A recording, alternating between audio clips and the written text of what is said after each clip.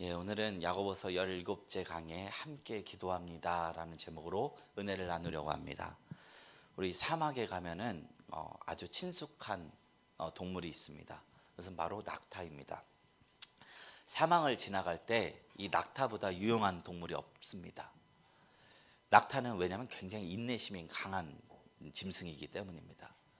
말과 낙타가 장거리 여행을 떠나게 되면 속도는 첫날 말이 빠르지만 그 다음날 말은 체력이 방전되어서 더 이상 걸을 수 없어서 쉬게 해야 되고 이런 시간이 더 길대요. 그래서 낙타는 조금 느릴지라도 우직하게 계속해서 걸어가고 사막에서조차 버틸 수 있는 인내심이 있다는 것입니다. 사막의 낙타는 광야길을 가는 우리에게 참 여러 가지로 무언가 귀한 메시지를 전해주는 것 같아요. 낙타를 가만히 보면요, 이별스럽게 긴 눈썹을 가지고 있다고 해요. 낙타 눈썹이 이렇게 긴 이유는 사막에 있는 그 모래를 막아주기 위함인 것입니다. 그 끝도 없는 모래바람 속에서 그 속눈썹이 모래바람이 앞을 막 가릴지라도 앞으로 나갈 수 있게 하는 힘이 그 속눈썹에 있다는 것입니다. 그리고 낙타는 등에는 커다란 혹등을 지고 걸어갑니다. 그 이유도요, 그가 사막에서 살기 때문이랍니다. 끝없는 사막길에서는 먹을 것이 부족한데 이 낙타가 이 등의 혹에 지방을 분해해서 양분으로 삼는다는 것입니다. 그래서 낙타는 음식이 없어도 30일간을 생존할 수 있고 걸어갈 수 있다는 것입니다. 그래서 우리 눈에는 보기에 진짜 짐스러운 혹이지만 낙타의 생존을 위해서는 너무나 소중한 그런 부위인 것이죠. 그리고 또 하나 낙타에게 또 확연히 드러나는 또 특징 중에 하나가 낙타의 무릎에는 아주 두꺼운 굳은 살이 박혀 있다는 사실입니다. 이것은 무슨 용도냐? 사막에 모래바람이 박칠 때 속눈썹으로 막 맞고 걸어가지만 그럼에도 불구하고 더 이상 길을 갈 수 없을 만큼의 그런 모래폭풍이 앞을 가리울 때는 낙타는 조용히 무릎을 꿇는다고 해요. 그렇게 무릎을 꿇은 채로 모래폭풍이 지나가기를 하염없이 기다리는 것입니다. 그렇게 인내로써 기다리고 폭풍이 지나가면 그 굳은 무릎을 꾹 세우고 사막을 다시금 걸어간다는 것이에요. 우리 낙타 무릎이라는 어떤 별명을 들어본 적이 있습니까? 기독교에서 기도를 많이 하시는 분들에게 붙이는 별명입니다. 기도는 무릎을 꿇고 하잖아요. 무릎 꿇고 기도하다 보면 무릎에 굳은 살이 박히고 어떤 약간은 왜곡이 되거든요. 그 모습이 마치 낙타 무릎과 같다는 거예요. 그래서 낙타 무릎을 갖고 있는 사람은 예전에 레슬링 선수가 만두기 이렇게 된 거 보면 건들지 말라고 했듯이 그 사람도 건들면 안 됩니다. 일평생을 기도로 살아간 사람일 가능성이 높기 때문입니다. 하나님은 우리가 모두 낙타 무릎을 가지고 기도의 자리를 지키시기를 원하십니다. 그 속에서 인생의 해답을 찾고 하나님의 은혜를 경험하고 누리며 살기를 원하십니다. 근데 이 야고보서를 지은 야고보의 별명이 바로 낙타 무릎이었다고 해요. 야고보는 초대교회 문헌을 보면은 정말로 기도를 많이 했다고 합니다. 거의 매 순간 기도에 힘쓴 주님의 교회를 목회하기 위해서 기도를 또 하고 해서 그의 무릎이 낙타 무릎처럼 굳은 살이 배기고 관절이 좋지 않고 퉁퉁 부었는데 그럼에도 불구하고 기도했던 사람이라는 거예요. 왜 그랬을까요? 그는 기도의 힘을 알았기 때문입니다.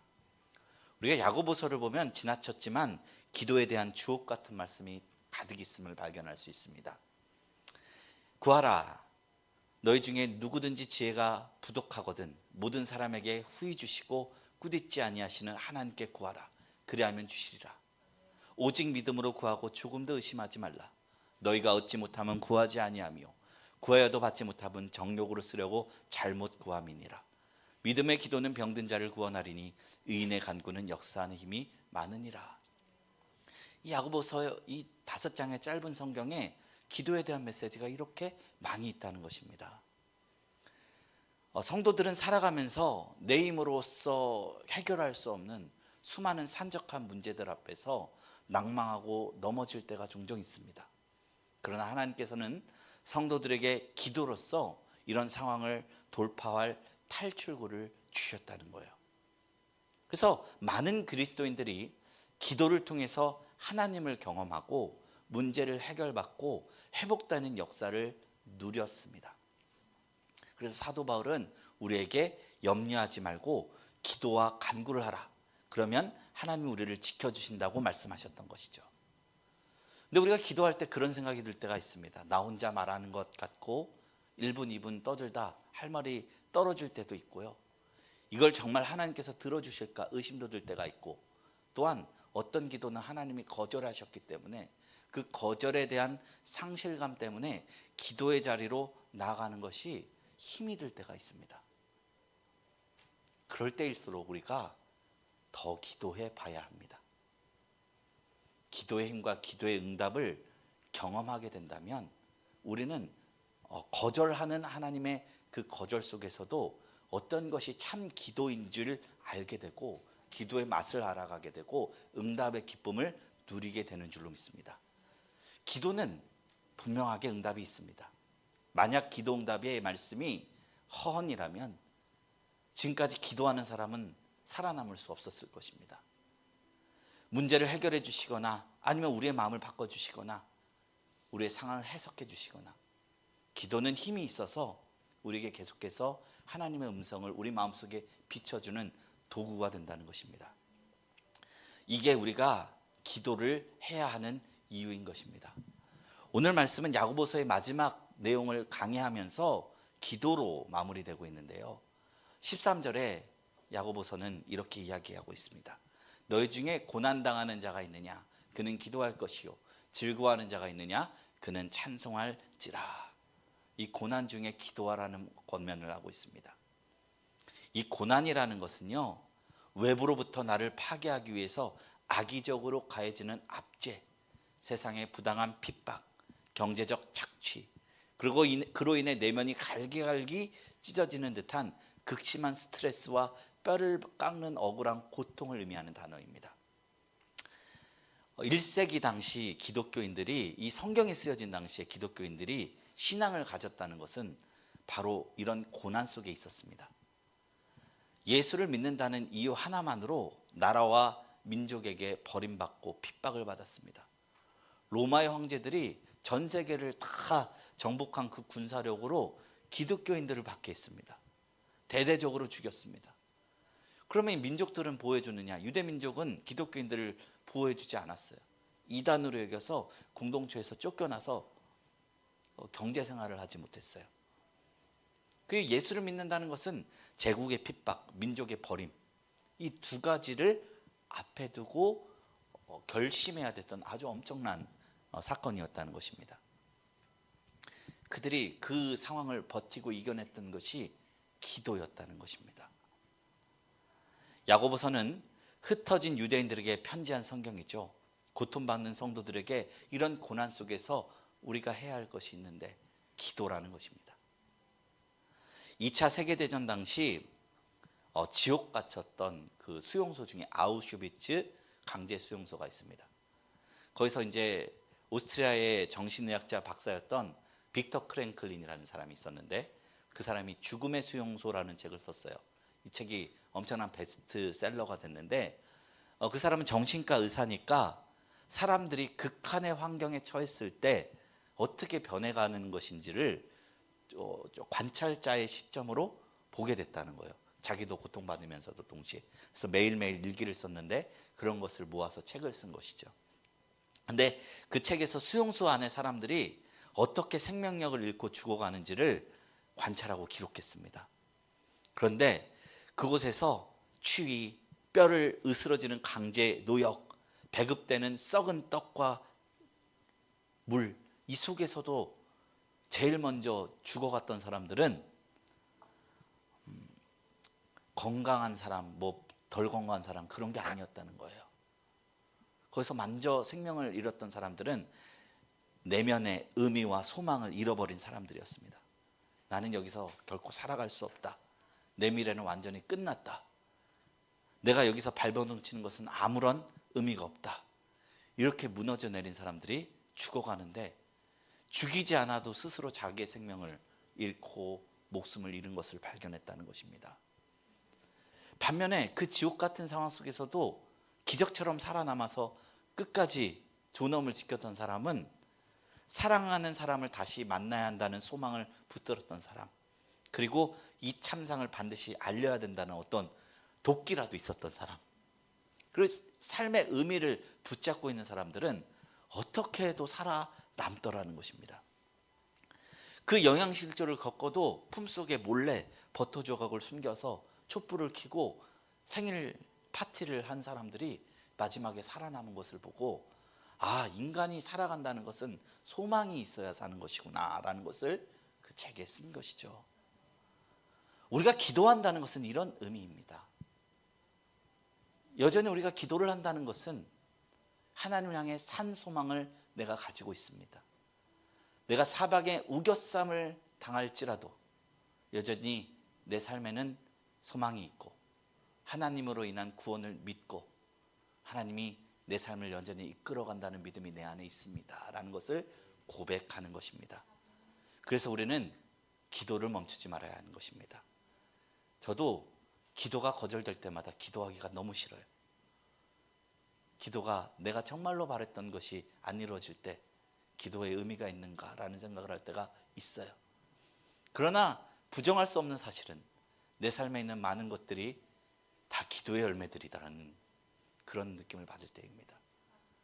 내가 지금 살아가는 삶의 많은 것들이 내가 예전에 하나님 앞에 기도했던 것들입니다. 그런 것이 이루어진 것을 바라볼 때, 아, 그럼에도 불구하고 하나님은 우리의 기도를 사용하셔서 우리의 삶을 이끄시는구나를 발견하게 된다는 것입니다. 고린도서 6장 9절 10절에 사도 바울은 말합니다. 무명한 자 같으나 유명한 자요, 죽은 자 같으나 보라 우리가 살아있고, 징계를 받은 자 같으나 죽임을 당하지 아니하고, 근심하는 자 같으나 항상 기뻐하고, 가난한 자 같으나 많은 사람을 부유하게 하고, 아무것도 없는 자 같으나 모든 것을 가진 자로다. 얼마나 소망이 넘치는 말씀입니까? 기도하는 자는 이 소망이 있습니다. 작금의 현실이 어떠하든지 무명하지만 유명한 자로서 굳게 서는 은혜가 기도에 있다는 것입니다. 이 사도 바울의 고백이 우리 삶에 이루어지기를 간절히 소망합니다. 그런데 우리가 살다 보면 이런 기도가 나오지 않는 순간들이 있을 수 있죠. 어떤 이들은 골방에서 40일도 기도한다는데, 전 1분 1초도 기도가 나오지 않는 순간이 분명히 우리에게 찾아온다는 것입니다. 이건 의지가 강하냐 약하냐의 문제가 아닙니다. 한 번씩 사람이라면 살아가면서 우리의 강한 의지는 꺾이기 마련입니다. 그때 우리에게 필요한 것이 있습니다. 그게 무엇이냐? 연대입니다. 연대. 우리가 신앙생활을 하면서 교회가 필요한 까닭은요, 신앙의 본질이 사랑이기 때문입니다. 하나님은 우리를 사랑한다 하시고 우리에게 사랑하라 하시며 계명을 주셨는데, 사랑에는 반드시 필요한 게 있어요. 대상이에요. 대상. 그렇기 때문에 공동체를 주셨습니다. 하나님이 직접 개정하신 공동체 두 가지가, 첫 번째가 가정이고 두 번째가 교회입니다. 사람이 혼자 있는 것이 좋지 못하다 하여 아담과 하와를 만들어서 가정 공동체를 세우셨기 때문에 우리는 가정이 내가 사람 좋아서 만나는 그런 내가 좋아서 행복하기 위해서 세운 그런 공동체가 아니라 하나님이 우리에게 주신 선물이로 여겨야 되시고요. 교회도 마찬가지입니다. 반석 위에 교회를 세우시겠다고 주님께서 말씀하시고, 너희가 두세 사람이라도 내 이름으로 모여서 함께 기도하고 예배하면 내가 그곳에 함께 하겠다고 언약하셨습니다. 두세 사람이라는 것이 중요합니다. 예배는 필수 요소가 두세 사람입니다. 혼자 드릴 수 없는 게 예배입니다. 공동체가 되어서 기쁨과 슬픔을 함께 지며 살아가야 한다는 것입니다. 연약하여질 때, 그러니 기도할 수 없을 때 도움을 요청해야 하는 것입니다. 그리고 연약한 자를 우리는 도우면서 사랑이란 무엇인지 세워야 한다는 것입니다. 우리 야고보서 5장 14절부터 15절 말씀을 한번 다 같이 읽었으면 좋겠습니다. 너희 중에 병든 자가 있느냐? 그는 교회의 장로들을 청할 것이요 그들은 주의 이름으로 기름을 바르며 그를 위하여 기도할지니라. 믿음의 기도는 병든 자를 구원하리니 주께서 그를 일으키시리라. 혹시 죄를 범하였을지라도 사하심을 받으리라. 아멘. 여기에서 너희 중에 병든 자가 있느냐라고 할 때 이 병들었다라고 번역한 단어는요, 어떤 질병의 의미보다는 탈진의 의미에 가깝다고 합니다. 탈진이 어떤 의미죠? 지치고 쓰러지고 피로로 인해서 쇠약해진 상태예요. 극심한 고난과 세상의 핍박, 교회를 다름으로 인해서 얻는 그런 불공평함, 여기서 한 사람 한 사람 탈진하는 사람이 생겼다는 것입니다. 너무 신앙생활이 무거운 거예요. 삶이 무거운 거예요. 영혼과 육신이 무너져서 이제 스스로의 힘으로는 단 한 발짝도 걸을 수 없고 기도조차 할 수 없을 때, 바닥에 널브러져 알아놓은 그러한 상태일 때 그 사람에게 야고보서가 권면하는 거예요. 사람이 이렇게 철저하게 무너지게 되면요, 본능적으로 어떤 일이 일어나죠? 숨게 돼요. 사람들의 시선을 피해서 혼자만의 동굴로 숨어 들어갑니다. 다른 사람에게 내 연약한 모습 보이기 싫고, 병들고 연약한 모습 보여주기 싫고, 내가 교회에서 직분자인데, 목사인데, 장로인데, 집사인데 체면이 깎일까 봐 두렵습니다. 그리고 혹은 세상에서는 아픔을 정직하게 내놓으면 공격거리가 되니까 아픔을 정직하게 털어놓았다가 사람들의 가십거리가 되어서 교회 내에서 상처받을까 두려워. 그래서 아무도 모르게 홀로 숨을 때도 있다는 것입니다. 그런데 오늘 말씀은 이런 고립된 신앙을 긍정하는 것이 아니라 교회 장로들이라 함은 영적 지도자들과 더불어서 기도의 동역자들에게 내 상황을 있는 그대로 말하라는 것이에요. 그리고 기도를 요청하라는 거예요. 내가 기도할 수 없으면 기도에 힘이 있는 사람들에게 함께 기도해달라 요청하라는 것입니다. 알량한 체면, 종교적 자존심의 껍데기를 벗어던지고 살려달라고, 서로 도와달라고 구조 요청을 치라는 것입니다. 구조 요청하는 게 어떤 사람은 굉장히 어려운 분들도 있습니다. 돕는 건 잘하는데 도와달라고 못하는 사람도 있어요. 그런데 성경은 도움을 요청하는 것도 신앙이다라고 우리에게 이야기하고 있는 것입니다. 왜냐하면 도움을 청하는 것에서부터 우리가 치유가 시작되기 때문입니다. 우리 신앙생활은 혼자가 아니라는 것입니다. 도움을 요청하면 나를 도울 이들이 교회에 있다는 것을 깨닫고 요청해야 하고, 교회는 그런 도움을 요청하는 자들을 기꺼이 도울 수 있는 사랑의 공동체로 서라는 것이 오늘 말씀의 포인트 중에 하나라는 것입니다. 이 권면은 어떨 때 가능해요? 교회가 건강할 때 가능합니다. 건강하지 않으면 이럴 수가 없어요. 건강하지 못한 공동체에서 기도거리 요청했다가 가십거리 되죠. 그래서 건강한 교회와 나쁜 교회를 가릴 수 있는 기준 중에 하나가, 내 아픔을 털어놓았을 때 사람들이 이것을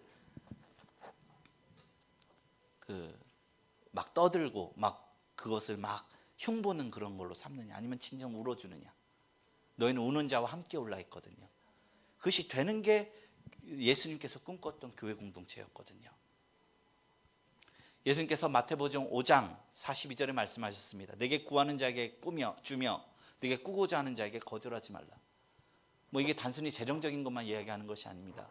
나에게 어떤 정서적인 연대를 구하는 자에게, 그 손을 내미는 자에게 손을 내밀어 주는 것이 신앙인이라는 것입니다. 오늘 본문 말씀을 통해서 우리는 참된 교회의 모습을 엿볼 수 있습니다. 교회는 어떤 곳일까요?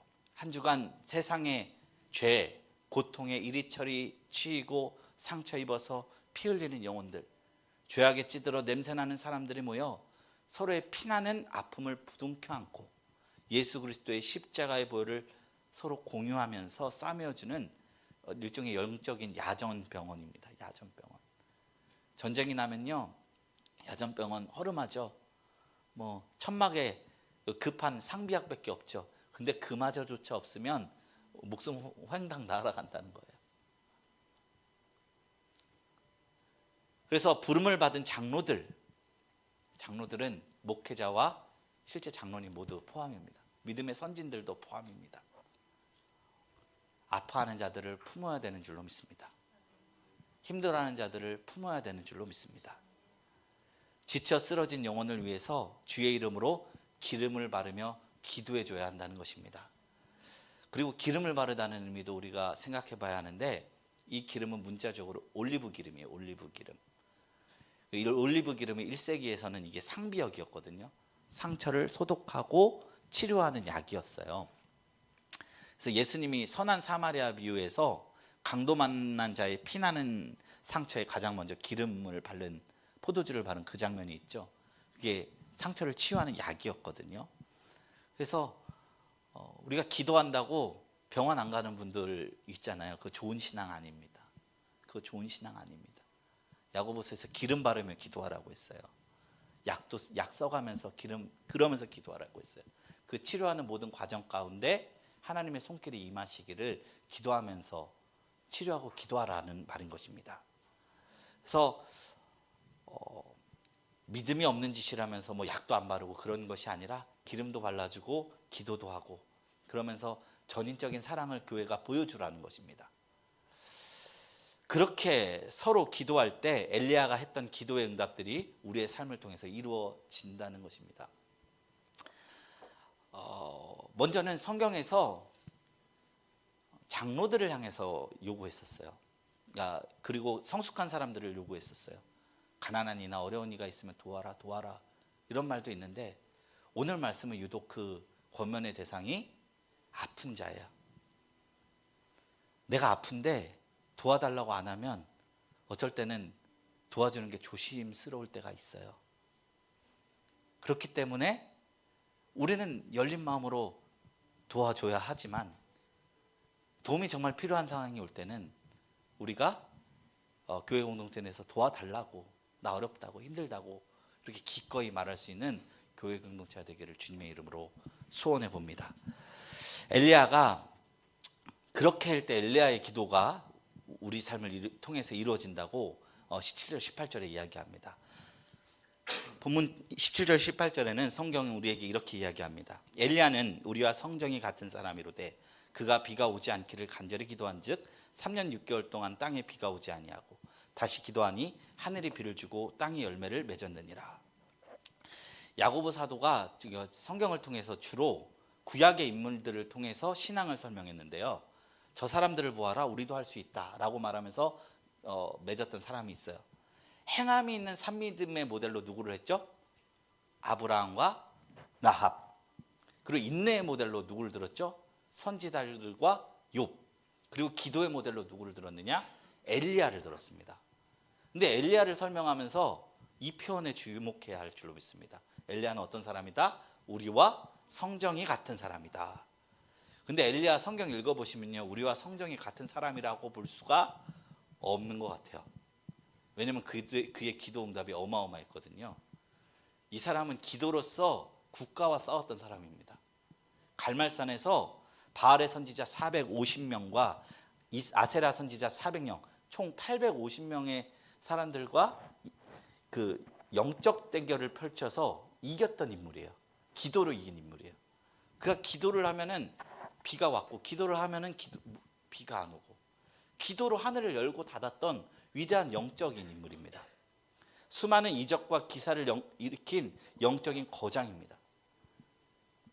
그리고 죽을 때는 회오리 바람 이렇게 일으켜서 하늘로 승천했던 인물입니다. 근데 성경은 말하기를 그는 우리와 성정이 같다라고 이야기합니다. 왜냐? 그 능력의 원천이 엘리야에게 있는 것이 아니라 하나님에게 있었기 때문입니다.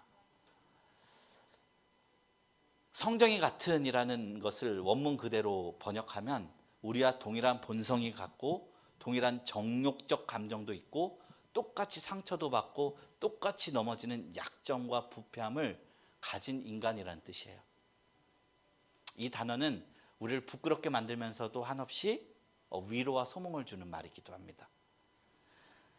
왜냐하면 엘리야는 엄청난 기도의 응답을 경험했음에도 똑같이 탈진하고 병이 들어서 하나님 앞에서 죽여달라고 간구했던 인물이기 때문입니다. 너희 중에 병든 자가 있느냐? 엘리야도 병이 들었어요. 그래서 로뎀나무 아래서 하나님, 제가 너에게 살 소망이 없습니다. 저를 죽여주시고 이제 제 생명을 거두어 주십시오. 그런 기도를, 성경에 엘리야가 드렸던 마지막 기도가 그 기도였다니까요. 그런데 엘리야가 40일 동안 하나님이 그러니까 아무것도 안 시키고 먹이고 입히시게만 하셨어요. 너 자라, 떡 주고, 일어나면 또 물 주고, 너 자라, 또 자고 일어나서 떡 주고 물 주고, 40일 동안 천사를 보내서 아무것도 하지 말고 자고 일으키고 자고 일으키고 40일 동안 먹이고, 그 다음에 가서 이제 하나님의 뒷 언약을 알려주시는데, 뭐 아람 왕과 엘리사 그리고 이스라엘 왕에게 기름 부으러 가서 다음 세대를 내가 회복시키겠다, 이런 언약을 주시거든요. 그렇기 때문에 우리의 기도는 우리의 능력, 우리의 성품, 그것과 좌지우지되는 것이 아니라, 우리의 영성이 커서 우리의 기도가 응답되는 것이 아니라, 하나님께서 우리의 기도를 들어주시기 때문에 우리는 기도를 붙잡아야 하는 것입니다. 하나님이 사용하시고자 하면은 돌들을 통해서도 아브라함의 자손을 만들 수 있다 하셨어요. 주어가 사람이 아니고 하나님입니다. 그렇기 때문에 기도를 오래 한다 짧게 한다 이거는 중요치 않지만, 기도를 하냐 안 하냐는 굉장히 중요한 문제입니다. 우리가 삶을 살아가면서 하나님 앞에 기도를 하냐 하지 않느냐. 고린도전서 4장 7절에 성경은 이야기합니다. 우리가 이 보배를 질그릇에 가졌으니 이는 능력의 힘이 큰 것이 하나님께 있고 우리에게 있지 아니함을 알게 하려 함이니라. 우리는 살짝만 부딪혀도 금이 가고 깨어지는 보잘것없는 질그릇에 불과한데, 그 볼품없는 깨진 질그릇 같은 우리 안에 예수 그리스도의 십자가의 생명이 담겨져 있습니다.